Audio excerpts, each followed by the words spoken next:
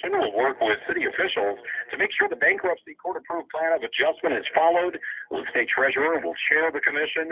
Governor Snyder doesn't see any issues with the commission. It is pushing to create a culture of success. The goal of good public servants, in my view, is not to say why you differ or what you disagree on, but to recognize we have a common customer. Every citizen of the city of Detroit is also a citizen of the state of Michigan. And we both have the very same interest, along with the city council, of making sure we give them the best service possible. The 9 members of the commission will include Detroit's mayor, city council president, director of the Michigan Department of Technology Management and Budget, and 5 appointees by Governor Snyder. Now, what's next in the gay marriage debate? Now, this audio recording was on Sunday, November the 9th, 2014 at 4:33 p.m. Now, some of these people they mentioned that's going to be the commission board hasn't gave Clyde Darnell Lynch due process, remedy, redress, recourse of the illegal constitutional things that was done to him by citizens, public-private businesses, governmental agencies, and or etc. So what they talking about? I'm about to hit pause. Michael Dutchman's Law, International African American Museum. The $75 million International African American Museum will be built where a wharf once stood beside Charleston Harbor, not far from where the first shot of the Civil War was fired. Joe Riley is the longtime mayor of the South Carolina city. For a museum about African American history, it's the best location you can have anywhere. Tens of thousands of slaves crossed what was once called Gadsden's Wharf as they entered the nation. Jim Crystal with CBS News. A Troy woman now celebrating her 104th birthday. Rosario. Now, that audio recording was on July the 19th, 2014, 3:52 p.m. Now, that's real good. They're going to give us in a different state, in the state of the Carolinas, African American Museum. That's very great. That's gracious of them. But do they give us money for the minority educational system? I mean, that's a whole different state, but you need to educate the people too. Showing them and throwing things in their face. And the other thing is that we built this nation. We can't get fairness and equality and education, but you're gonna give us a museum. That's good. I'm not dissing. But that audio recording, once again, was July the 19th, 2014, 3:52 p.m. on a Saturday. Now, I don't understand why we can't get money for education. They throw up money for training and all this and that when they want to build up their cities or whatever. Oh, we're going to hire the people in the city. Y'all better come on. Start thinking. They keeping us fascinated and charmed, throwing us scraps while we make gold for them. About to hit pause.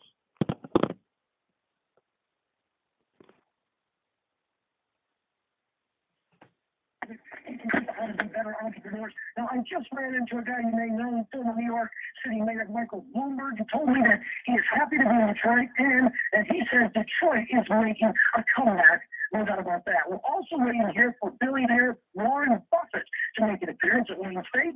And as you can tell by the presence of the police, maybe you heard a siren in the background, the security is amazingly tight for this really interesting project going on right here. Reporting from Wayne State University, Kelly Wright and WWJ News Radio 950. WWJ News Time 7:33. A 3-day summit calls on former Detroiters to help reshape the city's future. WWJ City reporter Vicki Thomas live and local with more. Vicki. Yeah, good morning, Tom. A major push to get expats, as they're called, to play a role in Detroit's comeback continues today with a series of events. It's all part of Detroit Homecoming, put on by a coalition of groups, foundations, along with political leaders, including Governor Rick Snyder. This morning, Mayor Mike Duggan will address the 160 people who accepted the invitation to come back to the city to see what's going on and to see how they may be able to help They'll also hear from Chris Illich, Dan Gilbert, and others. Tours are also on tap today. Reporting live in local, Vicki Thomas, WWJ Radio 950. The polls been open across Scotland in a restaurant local to South. Now, today's date and time is September 18, 2014, 7:49 a.m. My baptismal name is Clyde Darnell Lynch. All rights reserved without prejudice. I am Prince Clyde Darnell Lynch. Equality and fairness by contract is prime law and mandatory by law. Amen. Now, I have an audio recording. I'm going to try to get the whole audio recording of a radio station that was talking about all this that's being broadcasted. There's things that's going on that we don't know. There's things that's going on that we do know. And we do not have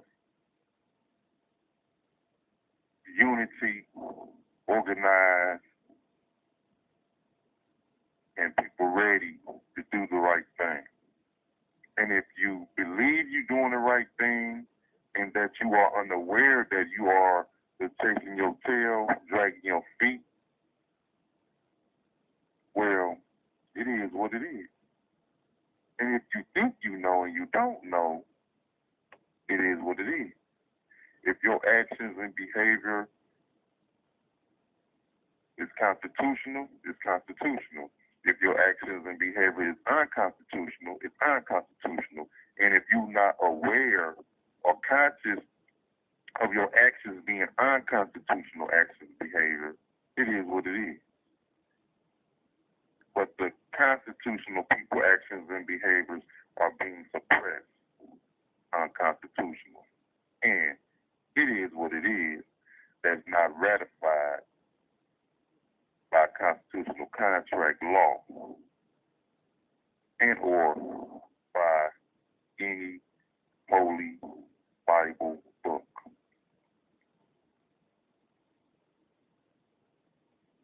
I'm going to try to get that audio recording that kind of goes with this, and people laughing at Detroit. Detroit is the stepping stone for the whole planet over what I'm trying to say is what happened is Detroit is unconstitutionally being recognized as the stepping stone of what's going to happen to the whole planet. But what's going on in Detroit has already been started in other places on the planet that we are unaware of, that has not been broadcasted on the news. And the news media is the second to be blamed for this. But I blame the citizens. So you really can't blame nobody. There's no reason to blame nobody but the media and our governmental agencies, employees, taxpayer servants, and or et cetera, is who to blame. But the blame is on all of us for letting this unholy, unconstitutional actions and behavior to transgress in our eyes, and we just sitting back and saying, ain't nothing we can do. But how do we glorify unconstitutional actions and behavior? How do we glorify illegal actions and behavior? How do we glorify satanic actions and behavior? And constitutional and holy actions and behavior is being suppressed, ignored, like it doesn't exist. But we are letting unconstitutional actions and behavior and unholy actions and behavior to progress as legal and binding, constitutional, that the Constitution does not grant by law, contract. In the Holy Bible, the different Holy Bibles do not speak of majority of these things that's going on. What I just said, I didn't put it in the right words because I'm tired of saying the same thing over and over again. People don't believe in certain things because we are dysfunctionally programmed. We don't believe in certain things because the masses, they don't believe in it, and we are dysfunctionally programmed, brainwashed, sleepwalking, and comfortable with the legal corruption, anti-legalism. But the thing is, it's going to be an organization that's going to come from the ashes, not from the ashes, that's going to come from behind of being suppressed, that's going to assist everyone for being under duress and distress. And it's going to bring remedy, recourse, and redress to us all. It's going to happen. Just have patience. Just hold on. Change is coming. Constitutional New World Order. I'm out. Now that audio recording was date is Thursday, September the 18th, 2014 at 7:38 a.m. Now today's date and time is 12:02 a.m. January the 9th, 2015. Now they had all that security for Warren Buffett and all those people to talk about the rebirth of Detroit. They talking about the little city of Detroit motto about when the city was in its infancy and it burned down, and they gave all the citizens land, plot. Even the slaves received parcels of land, if I remember this correctly. And I'm going to put this with this audio recording of the fire of 17, 18, whatever, 05, 1605. They keep on saying this motto in the media: Detroit will come up from the ashes. That's an old news motto that they're using and brainwashing and fascinating, charming its citizens. You need to wake up, stop believing what people are spoon feeding you, force feeding you, and just make you their servant to make them make money while you get a extra payday, a check. And when them 4 years is over with, you getting your check, you're gonna be right back unemployed. You're gonna be right back looking at McDonald's for your job. You say, well, at least we got our little pay raise in McDonald's at the restaurants. Use the natives to build empires, legacy of wealth and finances. Let's go in, take their resources, their tax dollars, and make legacies and riches for our heirs. And let them be part of the memory. Yeah, I helped build the stadium. Scratch your head, your kids gonna say, our forefathers sold us out. You get your money now, but you sell out your children. They'll have nothing but continue living in the path that our forefathers, parents, and grandparents created for us, slavery. But you get a little 12% paycheck. Now, what I just said don't make no sense. But hey, I'm tired. These are old audio recordings. And ask Governor Snyder, where my money? Did they give me an investigation?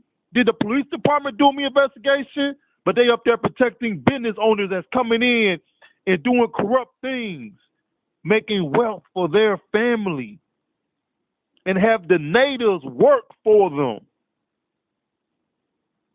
Because our governmental officials failed us. Negligence, gross negligence.